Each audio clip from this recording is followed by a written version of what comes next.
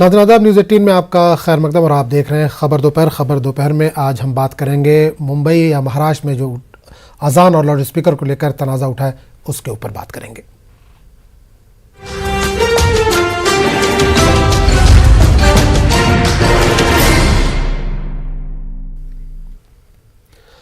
महाराष्ट्र में loud speaker और हनुमान चालीसा की सियासत अब दिल्ली पहुंच गई है। क्रिस सोमैया खार पुलिस स्टेशन के बाहर उन पर हुए मुबैना हमले की शिकायत लेकर दिल्ली पहुंचे और दाखिला सेक्रेटरी को एक मेमोरेंडम पेश किया।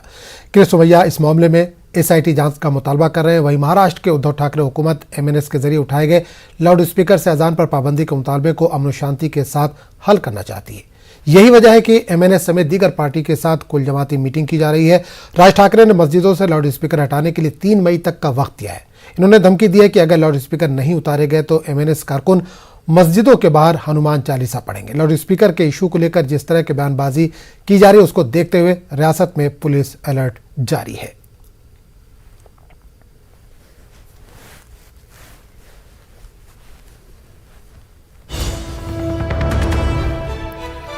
इस वक्त बड़ी खबर आ रही है महाराष्ट्र से। महाराष्ट्र में लाउड स्पीकर तनाजे पर कुल जमाती मीटिंग, बीजेपी और आरपीआई मीटिंग में नहीं करेंगे शिरकत। फडणवीस और पाटिल दोनों बीजेपी की नुमाइंदगी करने वाले थे। शिवसेना से एकनाथ शिंदे, अनिल परब, आदित्य ठाकरे पहुंचे। एनसीपी से अजित पवार, दिलीप वलसे पाटिल मीटिंग में शरीक। एमआईएम से वारिस पठान कुल जमाती मीटिंग में शरीक। एमएनएस से नितिन सरदेसाई, संदीप देशपांडे और बालानंद गांवकर शामिल हैं। तो बड़ी खबर इस वक्त आ रही है महाराष्ट्र में लाउड स्पीकर तनाजे पर कुल जमाती मीटिंग का सिलसिला जारी है। बीजेपी और आरपीआई मीटिंग में शिरकत नहीं कर रही हैं। फडणवीस और पाटिल दोनों बीजेपी की नुमाइंदगी करने वाले थे। शिवसेना से एकनाथ शिंदे, अनिल परब, आदित्य ठाकरे पहुंचे। एनसीपी से अजित पवार, दिलीप वलसे पाटिल मीटिंग में शरीक। एमआईएम से वारिस पठान कुल जमाती मीटिंग में शरीक हैं। एमएनएस से नितिन सरदेसाई, संदीप देशपांडे और बालानंद गांवकर शामिल हैं।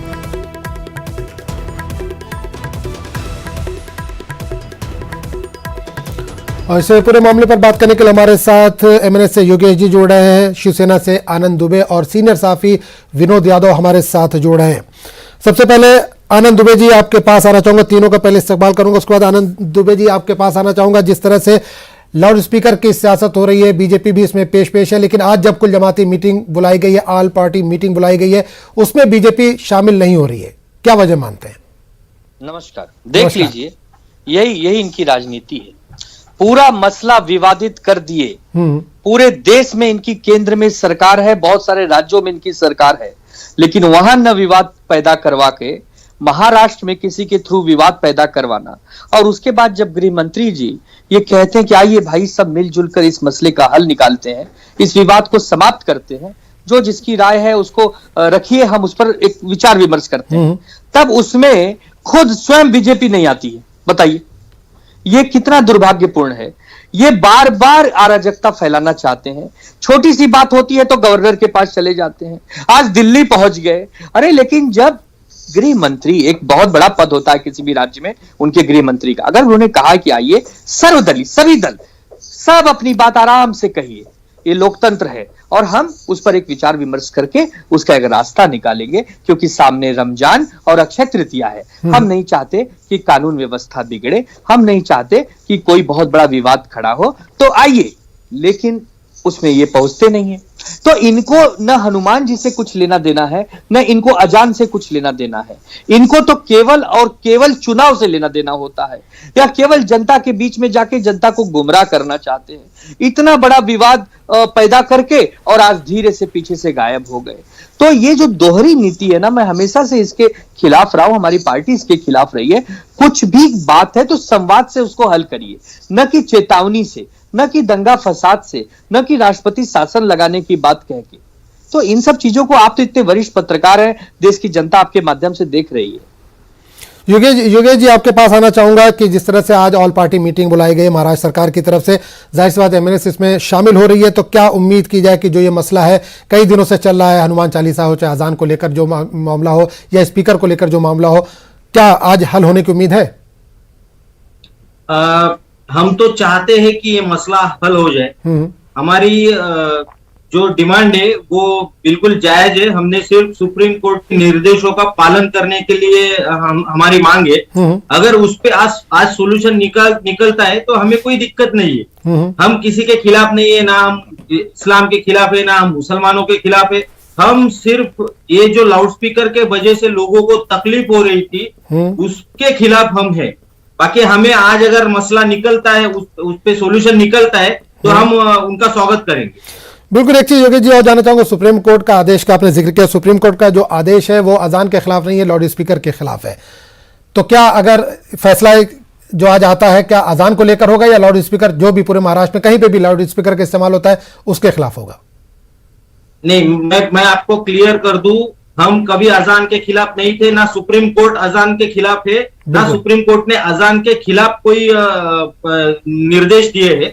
हम मानते हैं अजान जो है इस्लाम का एक अंग है, लेकिन लाउड स्पीकर इस्लाम का अंग नहीं है। और सुप्रीम कोर्ट नहीं, मेरा सवाल यह है कि लाउड स्पीकर क्या पूरे महाराष्ट्र से हटेंगे, हर जगह से हट जाएंगे? हम तो चाहते हैं हटाने के लिए। रैलियां कैसे करेंगे फिर आप? तो हमारा आंदोलन वैसे ही चालू रहेगा। रैलियां कैसे करेंगे फिर? हाँ, रैलियां कैसे करेंगे? इलेक्शन करीब है, बगैर स्पीकर के, बगैर लाउड स्पीकर के रैलियां कैसे करेंगे? बारे में सोच के, इलेक्शन के बारे में सोच के एमएनएस कभी आंदोलन करता नहीं, इसके पहले किए नहीं, इसके बाद में भी नहीं करेंगे। लेकिन एमएनएस को तो इल्जाम है कि इलेक्शन करीब आता है तभी इस तरह का आंदोलन करते हैं। हम कभी लोगों के वोटिंग के बारे में सोचते नहीं। नहीं, एमएनएस पर तो ये इल्जाम है योगेश जी, एमएनएस पर इल्जाम है कि राज ठाकरे उसी वक्त निकलकर बाहर आते हैं जब इलेक्शन करीब होता है। अभी कब है इलेक्शन? क्यों, म्यूनिसिपल के इलेक्शन है ना सर? अभी तो कोई, अभी आगे के 6 महीने में कोई म्यूनिसिपल के इलेक्शन है ना, एमएनएस के लिए तो म्यूनिसिपल ही बड़ा इलेक्शन है, म्यूनिसिपल है ना। 6 महीना अभी बाकी है उसके लिए। तो 6 महीने जाहिर सी बात है, एक दिन पहले तो तैयारी नहीं करेंगे। चलिए बिल्कुल आपको आता है। विनोद यादव जी, सीनियर साफी हमारे साथ जुड़े हुए। विनोद यादव जी, कि जिस तरह की सियासत चल रही है, आज ऑल पार्टी मीटिंग बुलाई गई है, क्या लगता है कि कुछ हल निकल पाएगा? क्योंकि बीजेपी इसमें शामिल नहीं हो पा रही है। देखिए, देवेंद्र जी का जाना तय था पर वो नहीं जा रहे हैं। इसको दो तरह से देखा जा सकता है। एक तो ये कि बीजेपी एक स्मार्ट मूव कर रही है। अगर बीजेपी के सजेशन से ही सरकार चलानी है या विपक्ष के सजेशन से चलानी है तो फिर वो उनकी जरूरत है। और अगर सरकार को खुद से ही अपना डिसीजन लेके चलना है तो विपक्ष की जरूरत ही क्या है? यहाँ पे मुद्दा ये है कि महाराष्ट्र में लॉ एंड ऑर्डर की स्थिति जिस तरह से धीरे धीरे गंभीर होती जा रही है, और ये कोई एक पार्टी खराब कर रही है ऐसा नहीं, इसमें सारे लोग इन्वॉल्व है। रूलिंग पार्टी भी इन्वॉल्व है, विपक्ष भी इन्वॉल्व है और बाकी के सारे दल भी इन्वॉल्व है। तो देवेंद्र जी का आज नहीं जाना, यानी बीजेपी का उस मीटिंग में नहीं जाना, एक तरह से मुझे लगता है कि उन्होंने सरकार के ऊपर ही थोप दिया है कि आप चाहे जो डिसीजन लीजिए, महाराष्ट्र में लॉ एंड ऑर्डर और शांति निर्माण होनी चाहिए। तो योगेश जी, क्या महाराष्ट्र में शांति इस वक्त नहीं है, लॉ एंड ऑर्डर काम नहीं कर रहा है? नहीं, महाराष्ट्र में इस वक्त शांति नहीं है। पिछले 10-15 दिन से जो चल रहा है, 2 एमपी के घर पे महाराष्ट्र में हमले हुए हैं, बीजेपी के 2 नेताओं के गाड़ियों पे हमले हुए हैं। महाराष्ट्र की संस्कृति रही है, आप में कितने भी आपसी मतभेद हो लेकिन कोई किसी पे हमला करता नहीं, बातचीत से सब हल किया जाता है। हम आज एक स्टेज पे 2 पार्टियां एक स्टेज पे एक दूसरे पे टीका टिप्पणी करेंगे, लेकिन हम घर पे किसी के जाते हैं तो दोस्त के हैसियत से जाते हैं। ये महाराष्ट्र की संस्कृति है। महाराष्ट्र में कभी इतनी कट्टरता पॉलिटिशियंस में रही नहीं है, हम चाहेंगे इसके बाद भी नहीं रही। आपको किसी भी पार्टी के पॉलिसी पे अगर टीका टिप्पणी करनी है आप जरूर कीजिए। हम कभी किसी के पर्सनल मसले पे हम टीका टिप्पणी करते नहीं, इसलिए हमारे सबके संबंध महाराष्ट्र में एक दूसरे के साथ हमेशा अच्छे रहते। पिछले 10-15 दिनों से इसमें कुछ कटुआत आई है, ये जरूर मानना पड़ेगा। यहाँ बिल्कुल। आनंद जी, क्यों हमले करवा रहे हैं बीजेपी लीडरों पर? आप पर इल्जाम है कि बीजेपी के जो लीडर है उन पर हमले किए जा रहे हैं लगातार। कमाल है। मनसे और बीजेपी कह रही है कि हम लोग बहुत प्रेम से रहने वाले लोग हैं और महाराष्ट्र में बहुत बड़ा अराजकता फैल गई है। कमाल है। देखिए, ऐसा है कि माननीय मुख्यमंत्री जी ने 2019 जब से सरकार बनी 28 नवंबर से 2 साल कोरोना में जिस प्रकार उन्होंने सब कुछ इतने अच्छे से हैंडल किया कि जिसकी तारीफ पीएमओ से लेकर सुप्रीम कोर्ट ने भी की और सब ने की। ठीक है, उस विषय को आज नहीं रखता हूं, लेकिन मुझे हंसी तब आती है कि ये लोग जिन्होंने कहा कि भोंगा 3 मई तक नहीं हटा तो हम ये करेंगे, कोई कह रहा है कि महाराष्ट्र में चारों तरफ हम हनुमान चालीसा पढ़ेंगे।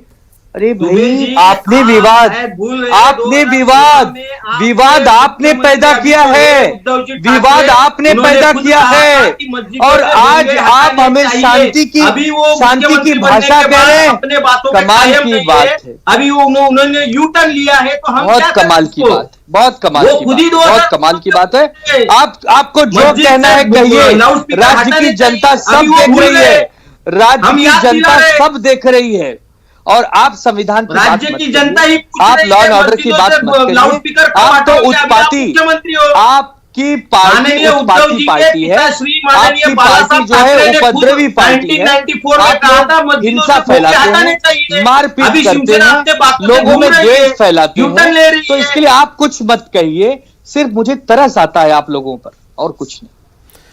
बिल्कुल बिल्कुल विनोद यादव जी, आपके पास आना चाहूंगा कि जिस तरह से सियासत में जबान बदलती जा रही है, जिस तरह से लोग मर्यादा होते जा रहे हैं महाराष्ट्र में, लगातार हम देख रहे हैं, कोई कह रहा हम जिंदा दफन कर देंगे, कोई कह रहा हम देख लेंगे, कोई कह रहा उठवा लेंगे।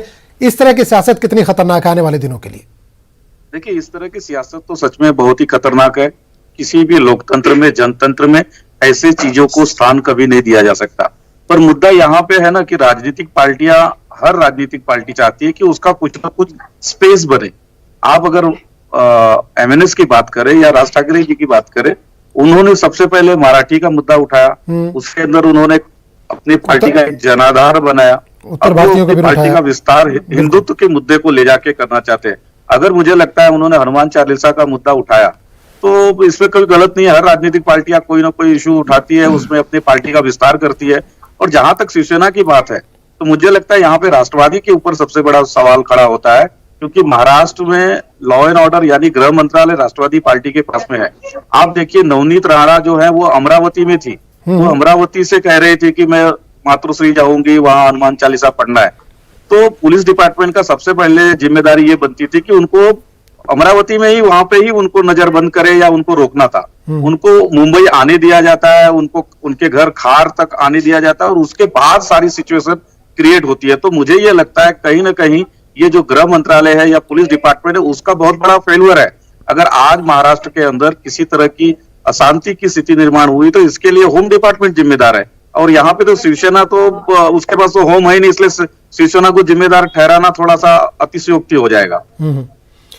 बिल्कुल आपके पास योगेश जी आना चाहूंगा, क्या इस वक्त अघाड़ी हुकूमत में सब कुछ ठीक ठाक नहीं चल रहा है? जिस तरह के हालात बने हुए हैं, अघाड़ी हुकूमत में कुछ गड़बड़ चल रहा है, इस पर कुछ बोलना चाहेंगे?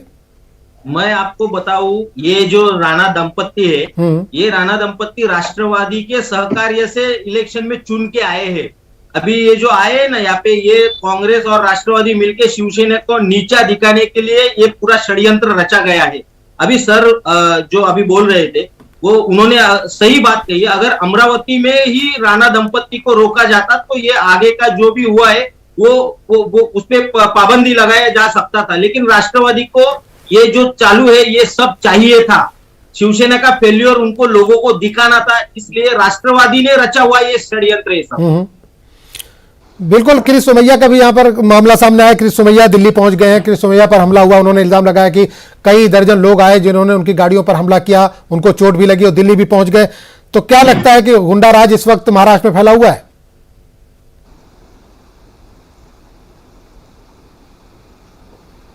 योगेश जी। हाँ, नहीं, आप सही कह रहे।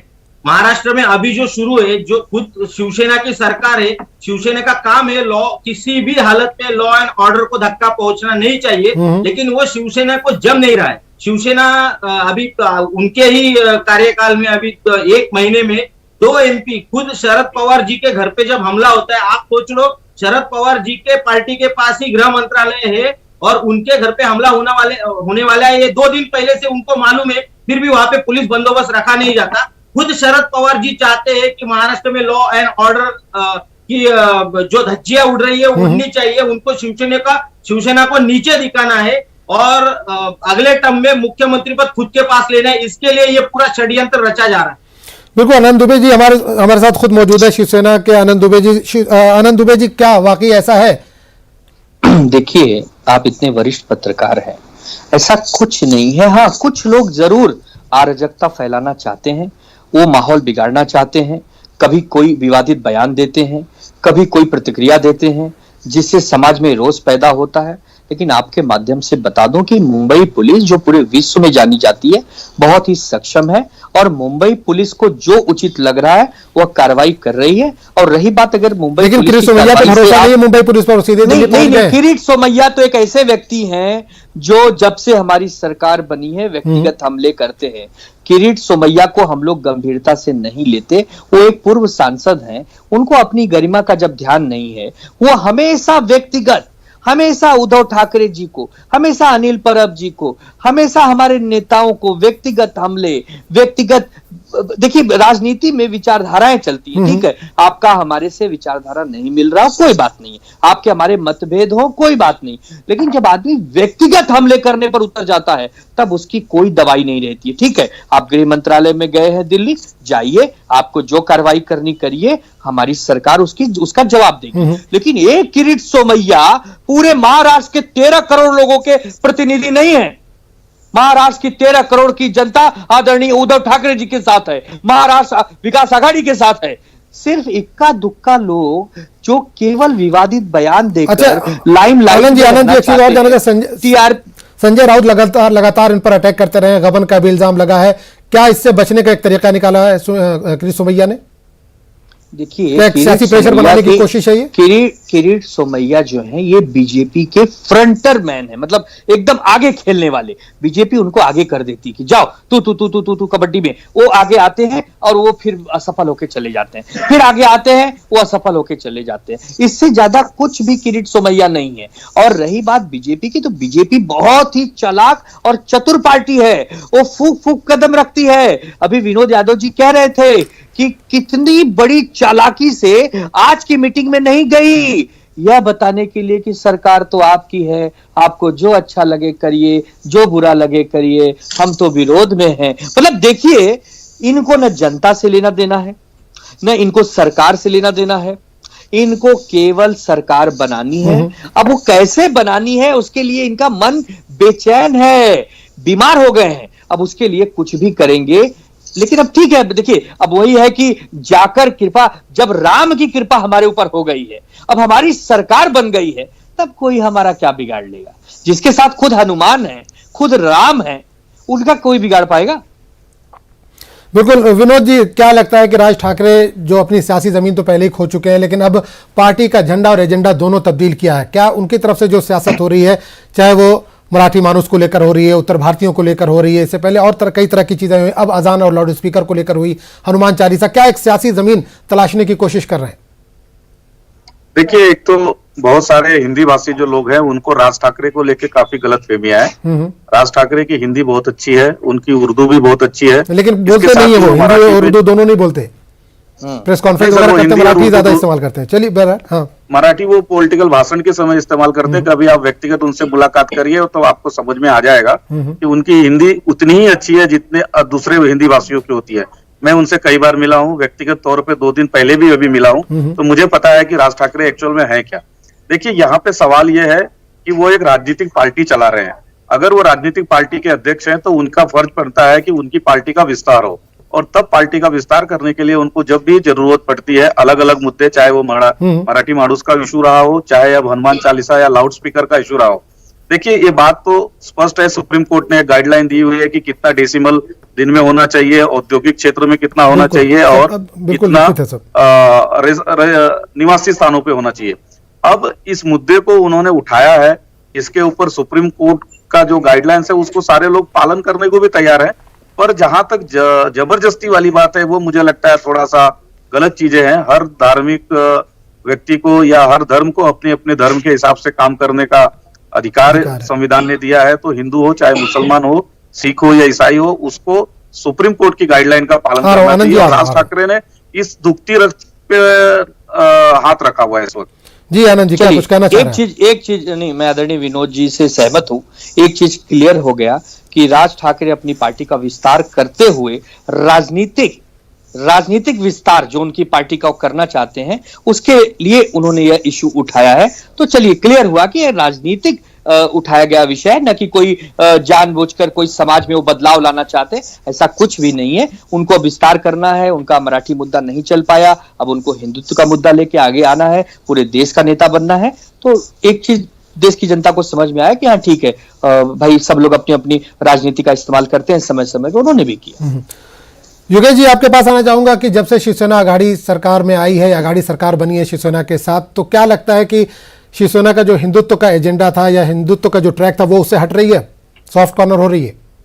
जिस दिन ये कांग्रेस के साथ गए उसी दिन उनका हिंदुत्व खत्म हो गया था। बाला साहब खुद बोले थे, अगर कांग्रेस के साथ मुझे जाना पड़ेगा तो मैं मेरी दुकान बंद कर दूंगा। इन्होंने तो पूरी मॉल खोल के रखी कांग्रेस के साथ जाके।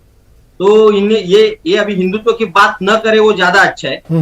जब मुंबई में रजा अकादमी ने हमला किया था आजाद मैदान पे, यही पुलिस कर्मियों पे, महिला पुलिस कर्मी थी उनपे, तब ये शिवसेना घर में बैठी थी, तब कोई बाहर नहीं निकला था। तब माननीय राज साहब ने हिंदुत्व के लिए, अपने भाई बहनों के लिए रास्ते पे उतरे थे, तब ये सभी घर पे बैठे थे। ये हिंदुत्व की बात करेंगे? ये तो जब बाला साहब जब से गए तब से इन्होंने हिंदुत्व को बाजू में रखा है, और ये सेक्युलरिज्म का चोला पहन के, जो वो असल में है भी नहीं, वो चोला पहन के ये लोग घूम रहे। ये अभी ना हिंदुत्ववादी रहे हैं, ना ये बड़ा हिंदुत्ववादी कौन है? मैंने से शिवसेना है। बड़ा हिंदुत्ववादी कौन है? अवसर मिलता है वो ये लोग घुस जाते हैं। योगेश जी, बड़ा हिंदुत्ववादी कौन है, शिवसेना या एमएनएस? नहीं, सवाल बड़ा या छोटा हिंदुत्ववादी होने का नहीं है। सवाल ये है, जब भी कुछ गलत होता है तब कौन खड़ा रहता है हिंदुओं के साथ, ये सवाल है। शिवसेना कभी भी हिंदुओं के साथ खड़ी रहती नहीं। बाला साहब के जाने के बाद शिवसेना ने हमेशा अवसर देख के जिसके साथ जाना है उसके साथ वो गई है, वो कभी हिंदुओं के साथ खड़ी नहीं रही। आनंद जी, क्या आप सेकुलर हो गए हैं? हैरान होता हूं मैं जब मनसे के प्रवक्ता हिंदुओं की बात करते हैं। अरे भाई, जब अयोध्या से हिंदू मुंबई आए थे अपने रोजगार के लिए, पढ़ाई लिखाई करने, तो मार मार कर, पीट पीट कर उनको भगा रहे थे। क्या वो हिंदू नहीं थे? बताइए मुझे आज आप इस आपकी जानकारी के लिए, वो शिवसेना का आंदोलन था, तब मनसे थी भी नहीं। वो आंदोलन शिवसेना का था। वो राज ठाकरे का आंदोलन था। राज ठाकरे थे और ये आंदोलन शिवसेना का था, और शिवसेना ने ये आंदोलन किया था। तो आज मान लीजिए, आज मान रहे हैं आप उत्तर भारतीय, ये जब बाला साहब थे तब की बात है। आप उत्तर भारतीयों के प्रति सम्मान की नजर रखते हैं? बता दीजिए, चलिए बताइए।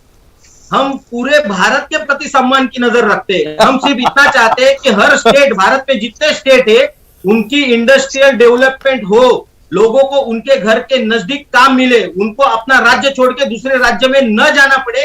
ये हमारी भूमिका है। हम चाहते हैं कि उत्तर भारत में, यूपी हो या बिहार हो या झारखंड हो, तीनों राज्यों के लिए 2 पैसा ज्यादा खर्च करे केंद्र सरकार, लेकिन वहां के जो लोग हैं उनको उनके ही राज्य में नौकरी का अवसर प्राप्त होना चाहिए। ये हमारी आप कितनी बार से भूमिका रही है। ये कोई हमारी कितनी बार नहीं है। आप कितनी बार उत्तर प्रदेश, बिहार, झारखंड, मध्य प्रदेश, राजस्थान गए हैं? आपको कैसे मालूम कि वहां विकास नहीं होता, वहां डेवलपमेंट नहीं होता? अरे भाई, कोई नौकरी करने एक राज्य से दूसरे राज्य जाता है, इसका मतलब वहां विकास नहीं होता। लोग इंडिया से लोग इंडिया से अमेरिका जाते हैं, इसका मतलब इंडिया में विकास नहीं होता। कमाल की बात करते हो। ये भारत को प्रांतवाद में मत बांटो, भारत को प्रांतवाद में मत बांटो। पूरा भारत एक है, कोई कहीं भी जाए, कोई कहीं भी आए, कोई कहीं भी रहे, कोई कहीं भी। एमएनएस ने कई बार उत्तर भारतीय पर कई बार सवाल, योगेश जी, कई बार एमएनएस ने सवाल उठाया। आपके पास आना चाहूंगा विनोद जी कि हिंदुत्व का ठेकेदार कौन है? बीजेपी अलग राग अलापती है, शिवसेना अलग अलापती है, और मनसे जो है वो अलग राग अलापती है। क्या वाकई हिंदुओं की फिक्र करते हैं तीनों में से, या सिर्फ सियासत ही है? देखिए, हिंदुओं का फिक्र तो सभी राजनीतिक पार्टियां करती हैं, इसमें किसी एक को श्रेय देना थोड़ा सा सही नहीं होगा। रही बात हिंदुत्व का जो मुद्दा है, इसको सबसे सही ढंग से अगर किसी ने बुनाया है तो वो भारतीय जनता पार्टी ने बुनाया है। और अगर आपको मैं उदाहरण के साथ में बताऊं कि अगर कश्मीर फाइल जैसी फिल्म जो है, अगर वो 200 करोड़ के आसपास का बिजनेस कर रही है, तो इसका मतलब यह है कि देश में इस वक्त हिंदुत्व का मुद्दा सबसे ज्यादा वाइब्रेंट है। और जिस तरह से एक बॉलीवुड की फिल्म अगर हिट हो जाती है तो उस फॉर्मूले पे कई और फिल्में बनती है, इसी तरह से अगर इस समय देश के अंदर हिंदुत्व का मुद्दा गर्म है या हिंदुत्व के मुद्दे पे लोग मतदान कर रहे हैं, जैसा कि आप देखेंगे उत्तर प्रदेश का चुनाव का जो रिजल्ट रहा, उसके अंदर भी कुछ कुछ इसी तरह से पोलराइजेशन हुआ, जिसकी वजह से विपक्ष काफी मजबूत होते हुए भी सरकार नहीं बना सका। तो यही स्थिति यहाँ पे है कि आज जो है शिवसेना भी हिंदुत्व के मुद्दे के ऊपर कहीं ना कहीं अपने आप को स्टैंड करना चाहती है, और राज ठाकरे ने तो थोड़ा एक स्टेप आगे जाके एग्रेसिव होके उस मुद्दे को ऊपर अपना रुख स्पष्ट किया हुआ है। तो सारी राजनीतिक पार्टियां हैं, इसमें अगर कोई सबसे ज्यादा मुझे बैकफुट पे नजर आती है तो वो कांग्रेस नजर आती है, क्योंकि वो तो कुछ क्लियर ही नहीं कर पा रही है कि वो हिंदुओं के साथ में है, क्या मुस्लिमों के साथ में है, वो धर्मनिरपेक्ष है कि कट्टरपंथी है कि क्या है। योगेश जी, वक्त की कमी है, एक सवाल कि लाउड स्पीकर पर इस वक्त मीटिंग लगातार जारी है, ऑल पार्टी मीटिंग जारी है, हालांकि बीजेपी तो इसमें शामिल नहीं है, लेकिन आपकी पार्टी की लाइन क्या होगी इसमें, इस मीटिंग में? हमारी लाइन सिर्फ दो शब्दों में मैं आपको बताता हूँ। हमारे हिसाब से अजान ये अल्लाह का इस्लाम है, हम उसे मानते हैं, लेकिन लाउड स्पीकर पे अजान ये मुल्ला का इस्लाम है, हम बिल्कुल नहीं मानेंगे। बिल्कुल। आनंद दुबे जी, मीटिंग में क्या कुछ होने वाला है? देखिए, मीटिंग चल रही है, क्या कुछ होगा, क्या फैसला हो सकता है? मीटिंग में सबकी राय होगी, सबके विचार होंगे, और एक ऐसा रास्ता निकाला जाएगा जो सबको मंजूर हो, ताकि कोई ये ना कहे कि अरे यार हमें नहीं बताया, ये फैसला ले लिया, हम पर थोप दिया। इस मीटिंग में बहुत सारे मौलाना भी हैं, बहुत सारे पार्टियों के नेता भी हैं, बहुत सारे इसमें सामाजिक संगठन भी हैं, पार्टियों के भी बड़े बड़े नेता हैं। तो सबको सामूहिक रूप से एक मंच पर लाकर और एक मत होकर, एक विचारधारा जो बड़ी अपोजिशन पार्टी है वो तो मौजूद नहीं है। वो तो सर खिलाड़ी लोग हैं। तो नहीं, जो भी फैसला होगा तो मान्य होगा उनको। वो खिलाड़ी लोग हैं सर, उनकी बात मत करिए। चलिए, बहुत बहुत शुक्रिया योगेश जी आपका भी, आनंद दुबे जी आपका भी, और विनोद यादव जी आपका भी बहुत बहुत शुक्रिया हमारे प्रोग्राम में शामिल होने के लिए और कीमती वक्त देने के लिए। तो नाज़रीन, इस बुलेटिन में फिलहाल इतना ही। अगले बुलेटिन में आपसे फिर मुलाकात होगी। आदाब।